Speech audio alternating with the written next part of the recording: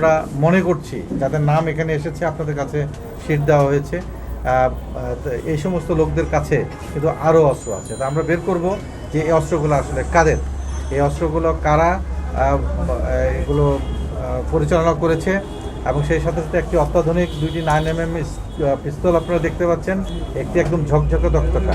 আমরা এটা ব্যালিস্টিকে পাঠাবো, এটা গুলি হয়েছে কিনা এবং এই গুলির দ্বারা ছাত্র জনতা বা বৈষম্য বিরোধী ছাত্র আন্দোলনে যারা অংশগ্রহণ করেছে সেই সময় ছাত্র জনতার উপরে কোনো গুলি বা কোনো ঘটনা ঘটেছে কিনা সেগুলো আমরা তদন্ত করে দেখব।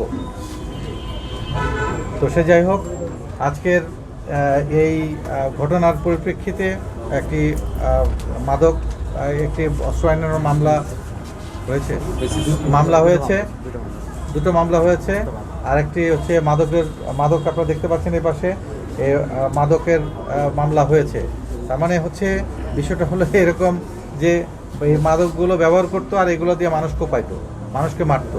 তো এরকম একটি দল বা এরকম একটি রাজনৈতিক সংগঠন যাদেরকে সরকার ইতিমধ্যে নিষিদ্ধ ঘোষণা করেছে, তাদেরকে ধরিয়ে দেওয়ার জন্য আমাদের আবেদন থাকলো আপনাদের কাছে।